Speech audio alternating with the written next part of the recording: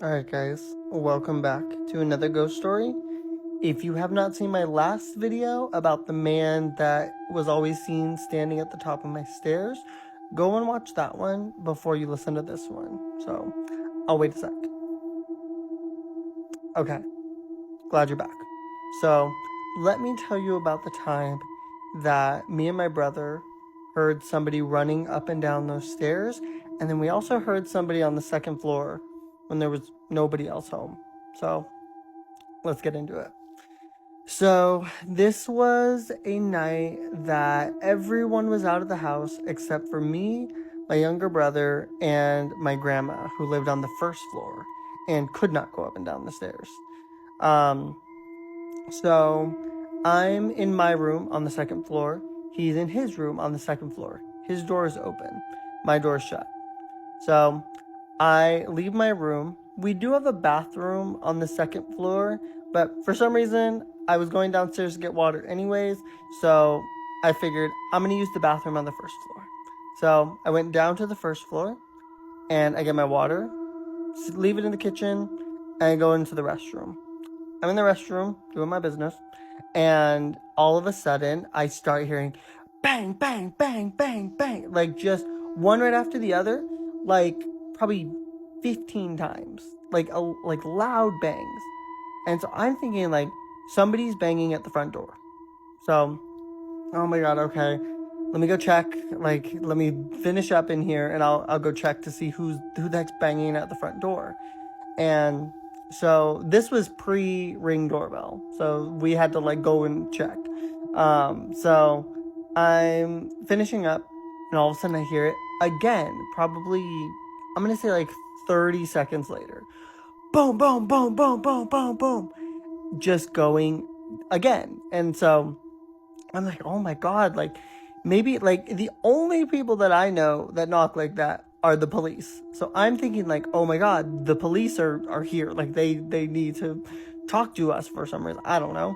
So I'm hurrying up, and all of a sudden I hear my brother at the bathroom door. He's like, Jason? I'm like, yeah.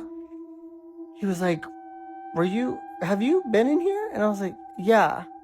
He was like, okay, so that wasn't you on the stairs right now. I was like, no, what do you mean? I was like, go check the door. I think somebody's banging at the door. He was like, no, that wasn't the door. I was like, oh, what was it? And then he told me, because his door, like I said, is directly at the top of our straight staircase that goes directly up, and his room is right there. His door's open. And he was like, I just heard somebody boom, boom, boom, boom, boom, run up the stairs. And then he was like, I looked to go and see what was going on, and then all of a sudden I hear boom, boom, boom, boom, boom, running back down the stairs. And so we're like, oh my god, okay. Like, hold on. So I come out of the bathroom, we're talking about it, and we're trying to figure out like what's going on. So then my grandma's door is right near the bottom floor's like restroom.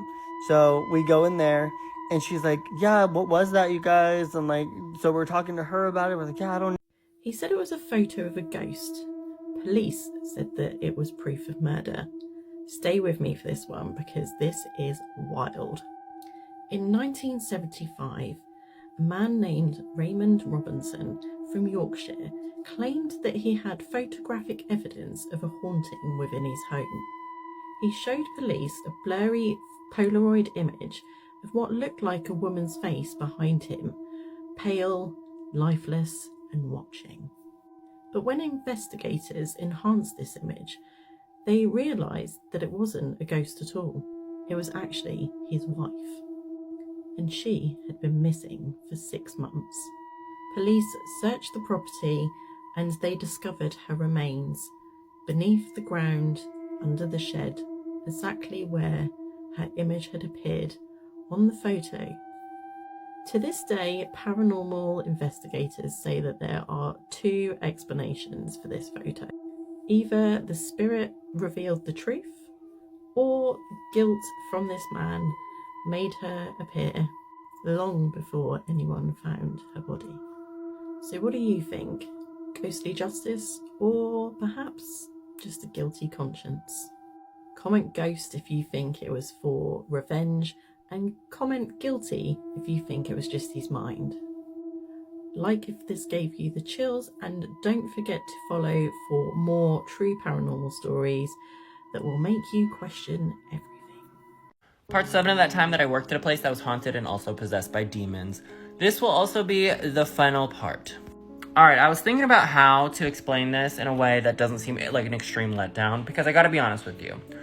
The part that we're going to talk about today, where we talk about the demon, is a little anticlimactic compared to everything we've discussed so far. As a quick recap, we talked about how there was a curse placed on the office by a stalker, there was crows attacking me, the office was suffering. We talked about all that. Then we talked about how we were addressing the ghost with basically putting a protection spell and crystal grids and palace. We talked about all that, okay? Now we're going to talk about the demon. And I gotta be honest with you, we kind of just made an agreement. Now that sounds alarming, because the idea of making agreements with demons, I know, sounds frightening, but let me explain a little further. So basically, we decided that we were going to try to use the spirit box that we had been using to communicate with the ghost to talk to the demon. That didn't really work that well. We would get like a little bit here and there, but it's mostly like one word answers and threats and things. Like, it wasn't we weren't able to have a clear conversation by any means. So at this point, we low-key just decided to we probably looked crazy. We were just like talking out loud, just telling the demon what we were trying to convey.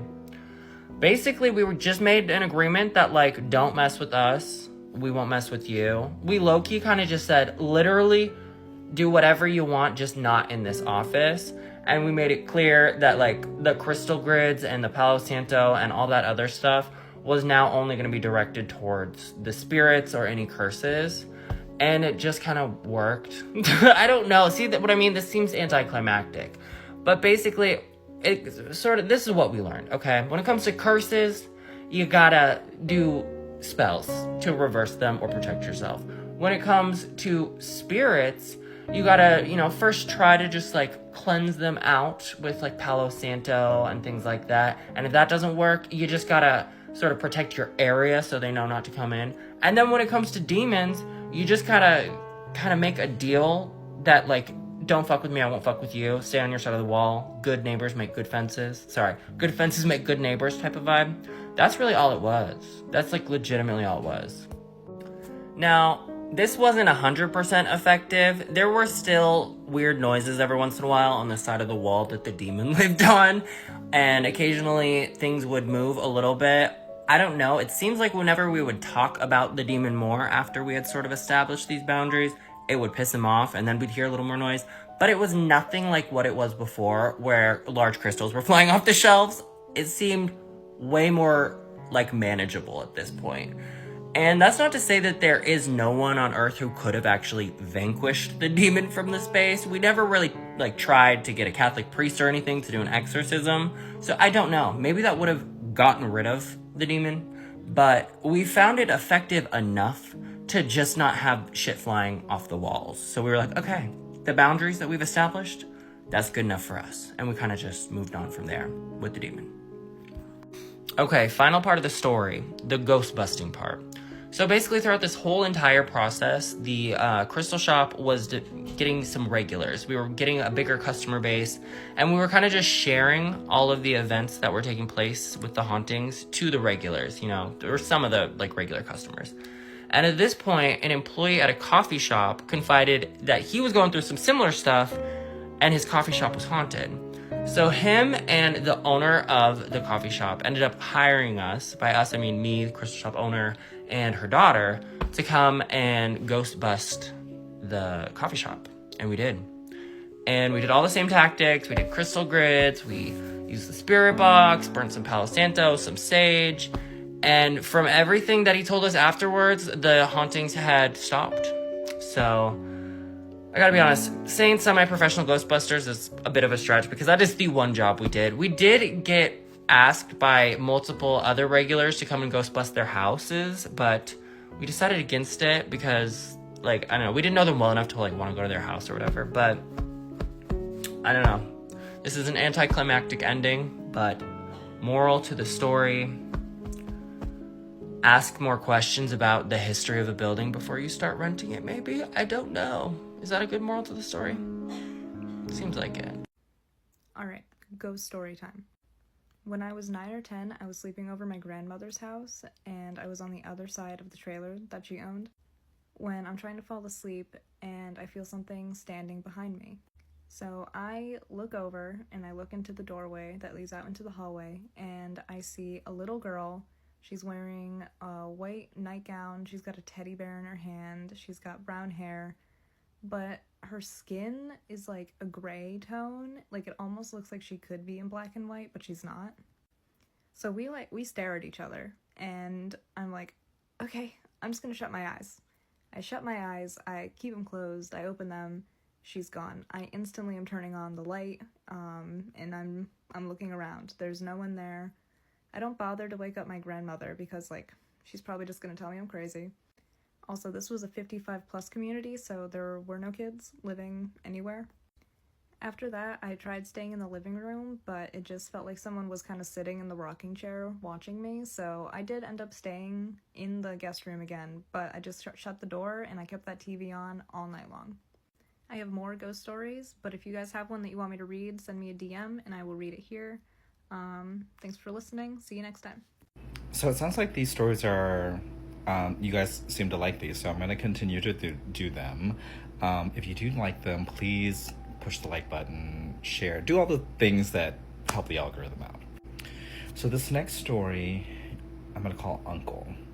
Now, my grandma on my dad's side of the family, she had 9 children, 8 boys and 1 girl, and the girl was the youngest. So I kind of have to set up the story a little bit just so you try to keep track. So my aunt, who was the youngest of the children, and she married my uncle, and they had 1 daughter, and they lived in this house, and in one house, right? And in that house was those 2, my girl cousin, my grandma on my dad's side, and then 1 more of the uncles. So, yeah. Across the street was another uncle and aunt and their 4 children. So this story I didn't experience, but I was around kind of like the dinner table, and I was listening in to the family talking, because there was a bit of commotion that weekend.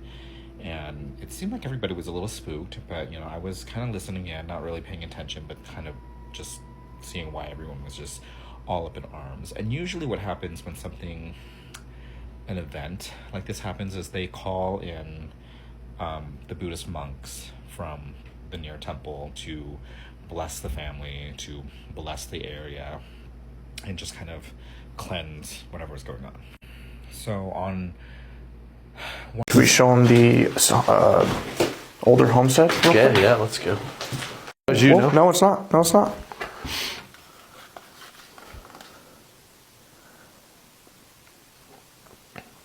Was that you? Yeah, that's on either side. It went to both. Yeah. Okay, so this story time today comes from my husband. He said he was about 5 or 6 years old and was staying with his grandmother in Tanhai for a couple of days. They're from the Philippines. And she lived in a 2-story house, and I guess the roof was made from woven palm leaves. And it wasn't kept the best, but it didn't have any holes or anything like that. It was still perfectly fine. And this particular night, she had put him to bed, his grandmother, and he was trying to sleep, but he kept hearing a noise on the roof. Now, at first, he said the noise started out like a crawling noise, like an animal on top of the roof and making its way back and forth, making a lot of noise. But then eventually the sound turned into kind of like a scraping or dragging noise, still going back and forth. And the only reason that his grandmother noticed was when the noise changed to something that sounded like wings. So she started to close all the windows in the house. She locked the doors and ran upstairs and told him to go under the bed and stay there. So while she's telling him to do this, she notices that there is a very prominent new hole in her roof. The roof looked like it had been ripped from the outside, and there was a pretty sizable hole that you could see through. So at this point, she starts screaming at the roof, "No, you can't have him. You can't take him. He's not yours. You can't have him." And my husband, being 5 or 6, was freaking out, did not know what was going on, and eventually she ended up sleeping under the bed with him until morning. So that morning she did tell him that this creature that she thought she heard was none other than the manananggal. Now the manananggal, is a creature from the Philippines who is vampire-like. She has fangs, she has a very long tongue, which she uses to take and kill children with. She also has wings, which the flying noise did alert her to that. But in folklore and legends, she tends to watch out for children, and when she thinks they're vulnerable or alone, she will swoop down and either take them or just eat them. So he didn't believe it at the time, but he can still remember the sound of the wings, which makes him believe that it probably was true. But either way, very creepy, and he didn't go back to sleeping over at his grandmother's again. She said that the hole hadn't been there before he was staying with her. So he had been there a couple of days by then, and she thinks that it had been watching him since he arrived and waiting for the perfect moment to swoop in and take him. Story time of how I met a real-life demon and was technically living with it. So this was a couple years ago, around the time I first moved to LA. I was living in a shared housing with a bunch of different creatives.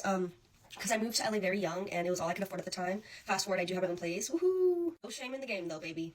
So I was dating a guy at this time, and I believe it wasn't his first time to take shrooms, psychedelics, mushrooms, but it was my first time, I believe, and I felt super comfortable with him. It was a beautiful sunny day in Los Angeles. We went to the park and took some. It was close to the shared house I was staying at, so we walked there, took some of the mushrooms, and then eventually started making our way back to where I was living, because usually if we had nothing to do, we would just chill in the living room at the shared house I was staying at.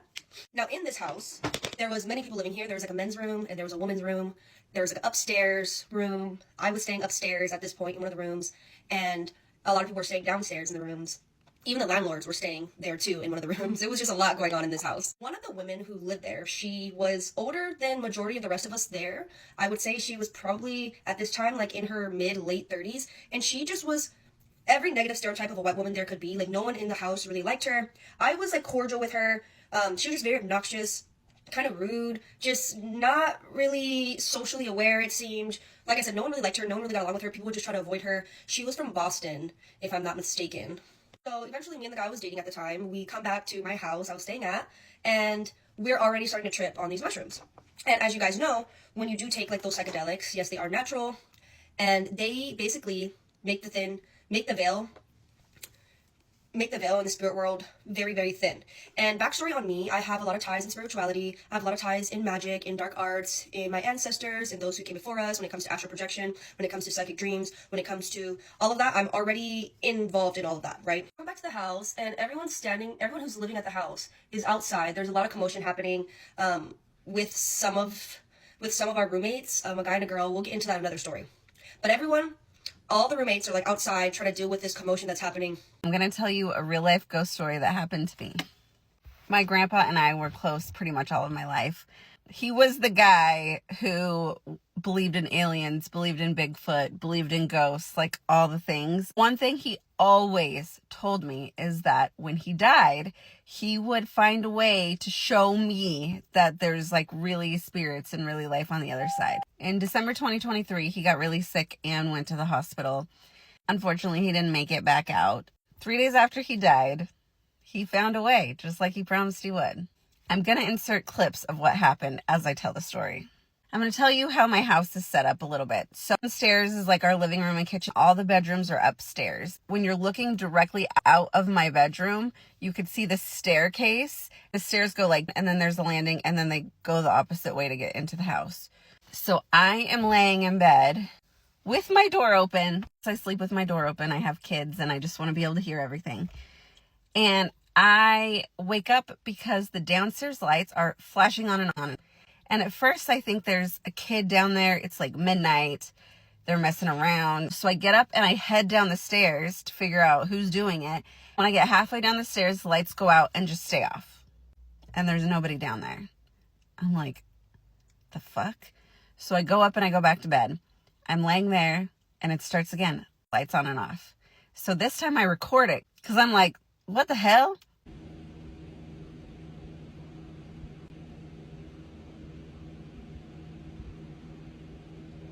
So again, I get up and I start to go down the stairs. I get to that halfway landing point. Lights turn off and stay off. No more flashing. So I'm truly freaked out at this point. I go back to bed. I lay down. They start flashing again. So this time I wake my husband up. I need somebody to see this. So I wake him up. I tell him what's happening. He could see the lights flashing. He goes and stands at the top of the stairs. I start heading down the stairs. It stops again when I get halfway down the stairs. See? What the fuck? Nobody's down here. Sorry for the language. We go back to bed and I'm like, this is my grandpa. He told me he would find a way to show me, and that's exactly what he's just done. To this day, that has never happened again. It was that one night only. Never happened again. And I know it was him. I don't care what anybody says. I know it was him. We've all heard that if you hear 3 knocks, not to answer. So tonight I have a spooky story talking about just that. This story takes place in the Southwest, and there's a little boy who lives with his grandfather. Now, it's technically him, his grandmother, grandfather, and little sister, but he grew up listening to his grandfather tell him that if you hear 3 knocks at any time, don't answer it and start praying. This family was very religious and their house is said to have been haunted, but the boy, and growing up there, had never experienced anything on his own. But at the time of this story, he's 8 or 9 years old and he's laying in bed one night and he hears a knock on the door. So he sits up and he listens for a minute and decides that maybe he was hearing things. So he lays back down, and a couple of minutes later, again, at this point, the boy sits back up and he's staring at the door where he heard the knocking come from. Now, as he's sitting there listening in the dark, he hears his grandfather softly calling his name. Eduardo. Eduardo. And so the boy sits up again and he's remembering that his grandfather had told him that if he ever heard the 3 knocks, not to answer. So he's thinking, oh, this is a test. Now, did he think it was bizarre that his grandfather, after all of these years, would be doing that? Yeah, but he's going to pass this test. So he lays back down, rolls over, and goes to sleep. Now, the next day, he gets up, gets ready, and he goes downstairs to meet his grandfather, who's sitting at the table with his grandmother and sister. And as they're sitting there over breakfast, Eduardo asked his grandfather why he came to his bedroom door last night and why he didn't just walk in if he needed something. So his grandfather puts his fork down and he looks up at Eduardo. And then the sister chimes in and said, I was going to ask you the same thing. Why didn't you just come in if you needed something? Because I heard you knock on my door too. So Eduardo looks at his sister and it's like, I think he's just playing a prank. And this is when Eduardo's grandfather looks at both of his grandkids.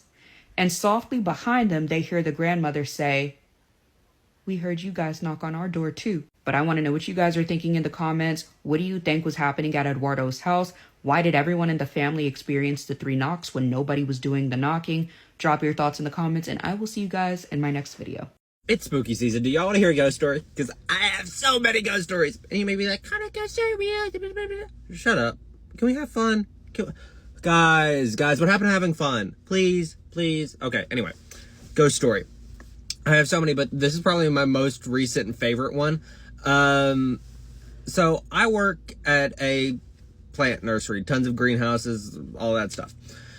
And a lot of times I work up front. I work the register, checking people out, all that good jazz. And there's 2 doors. There's a front door and a side door. And sometimes while I'm up there at the front desk, I'll like see somebody walk by. I was like, oh, okay, it's a customer, whatever. And one time, out of the corner of my eye, I see this elderly woman with like platinum white hair, walk by, and she's holding this plant. I'm like, oh, okay, she's probably looking around. I'll check her out here soon. Then a couple... Hey friends, I haven't told any of my scary stories in quite a few weeks. Who wants to hear? Let's go. I'm going to tell you guys about the very first time I encountered what goes on here at our house. We call her Ghost Girl. And one of these days, I'll take you around our property. I live in a development of beautiful homes. We all have a minimum of... What the fuck was that? Bro! What's going on around you? I don't know. I'm frozen. I am frozen. Did the window Sean. break? Where are my people who love a good ghost story? Because that is me. And if you also are like that, then you need to tune in to my little story here. I saw a girl in here talking about her experience with the Peyton Randolph house in Williamsburg, Virginia. And I cannot find the video. I know I saved it, but I can't find it. So if you know who I'm talking about, please tag her in the comments. But she was talking about her experience when she was younger and sent her mom there to get pictures. Anyways, I was going to Williamsburg. And so I thought, yes, I will investigate too. So I signed up for a ghost tour and I'm freaking out at what was in my pictures when I got home and started looking at them. So of course you're just snapping while you're at the different locations on the tour. And you really don't like look at them closely until you get home. But I am freaking out. I'm freaking out. Let me show you the main one that I am freaking out about. I won't leave you in suspense. I'll show you that one first. But so like, here's the picture. Okay. This is from further away. And I was zooming in to see like the different windows to see what's in the window. So this is me zooming in. I'm sorry. What do you mean? What do you mean right here? Because what I see is eye sockets and I see an actual defined nose with nostrils, with two nostrils and a mouth in the shadows here. What? Okay. So anyways, I saw that and like goosebumps, hairs on my arm, freaking out. I just need other people to say that you also see what I'm seeing here, because what? So there's that. Also, the tour guide said you will probably find that you have a bunch of pictures taken, but like some won't come out. So the area kind of just, you know, the activity, it'll drain your picture. The pictures will come out black and dark. And so as you can see, I took a screenshot of what I've been snapping. And so I have multiple ones where it's just black. And then she also said it can also create like some blurry photos as well. Well, there's another section where she was telling us about this ghost Helen who is haunting the church there. And it's a very sad story. And honestly, I was like, girl, I felt really bad for her because she was this woman who had passed away and her husband promised that he wouldn't love anyone else. Anyways, he went to go get her gravestone for her grave. And there she was with her little hands folded, the little ghost of her, waiting, right? People said they saw this woman, seemed like she was waiting for someone, waiting. Well, he took like 3 months to come back. And not only did he bring her gravestone, he brought a new wife. Yes, he did. And so people say they see this poor ghost Helen just sobbing, like she'll just run out towards people crying, sobbing. And that's their experience. They'll hear the organs playing in the church by themselves late at night. And I, for one, felt really sad for Helen. I wanted to give Helen a hug. But anyways, I was snapping the pictures there. And so I have like church. And then I got this blurry photo. And so I kind of like outlined what I see there. And that one's harder to see because it's blurry. But I swear I see maybe like a lady with her hair.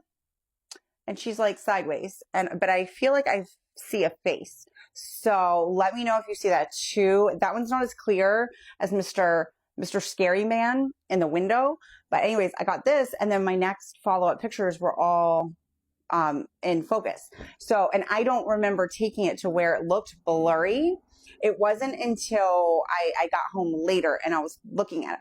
But anyways, I've been freaking out about all these things that I found. So if you like these kinds of stories, and also if you know the girl I'm talking about, who's just talking about this Peyton Randolph house, I am like so annoyed that I can't find her video now.